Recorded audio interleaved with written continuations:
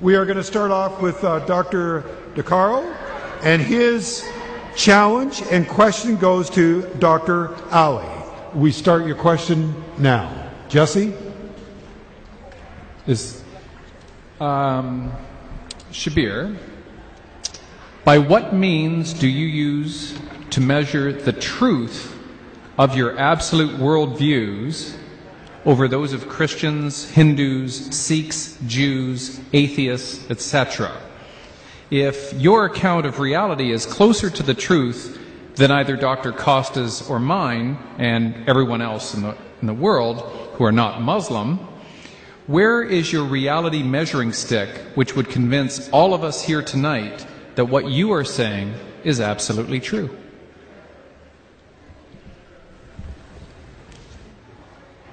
You can also come here. Please. Go. Yeah. Thank you for that question, Dr. DeCarlo. I wouldn't answer from the point of view of absolute truth, but I would answer from the point of view of my own relative experience. Like all of us, I have a certain history. I've been educated in a certain way. I've been brought up in a certain way.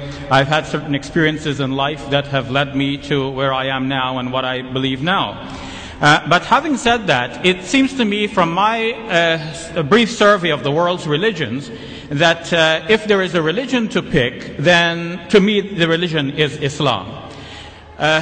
Going outside of the religious sphere and to think about atheism and other non-beliefs that are out there, or non-theistic beliefs that are out there, again I believe that Islam makes sense. Some of the problems Dr. DeCarlo mentioned here today with regards to belief in God, knowledge of God and His omnipotence, His benevolence and so on, I do not see these to be problems in the Islamic conception of faith in God.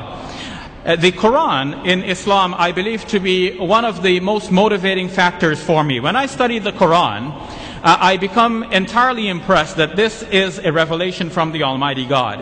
One of the things that confirm this for me in modern times is noticing that there are certain mathematical patterns in the Quran that go beyond the mere meaning of the text. And this is a modern discovery. Prior to the age of the computer, we were not able to do these studies on the computer. Some people have done studies like this with regards to the Bible. There was Ivan Panin, and more recently Michael Drosnin and Jeffrey Satinover. But all of these studies have been discarded and discounted by those who have reviewed them independently. In the case of the Quran, on the other hand, there are many numerical correspondences between things, between numbers of verses, between numbers of chapters, numbers of words, numbers of letters, and it's forming such a tight-knit composition that it is clear that whoever authored this book has a very deep interest in numbers, has a sharp mind that could keep track of the numbers over the 23 years over which the Quran was being revealed, a piece at a time in a wide variety of circumstances, and didn't tell anybody about this until we can discover it only now. To me, this is the mind of God behind the Quran that we're now discovering. For example, one of these aspects is the number of times words occur in the Quran that are meaningful in terms of the numbers and in terms of each other. For example, tonight our debate is about Jesus. The Quran says that Jesus is like Adam, and the Quran means but they're both created by God. But there is another way in which Jesus is like Adam in the Quran. Each name, Jesus and Adam, occurs in the Quran 25 times. And if only once do they occur in the same verse, and another time in the same chapter. To think of the other 23 occurrences scattered in a variety of chapters in the Quran. Some chapters mention Adam but do not mention Jesus. Some mention Jesus but not Adam. And to keep count of the Prophet now reciting a piece at a time over 23 years in a variety of circumstances, how does he remember how many times he said Adam and how many times he said Jesus?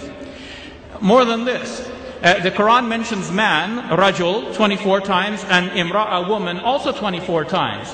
The Quran mentions Satan, an angel. Satan 68 times, angel 68 times as well. The Quran contrasts this life with the life hereafter. Dunya in the Quran occurs 115 times. Akhirah, the life hereafter, also 115 times. What accounts for this phenomenon?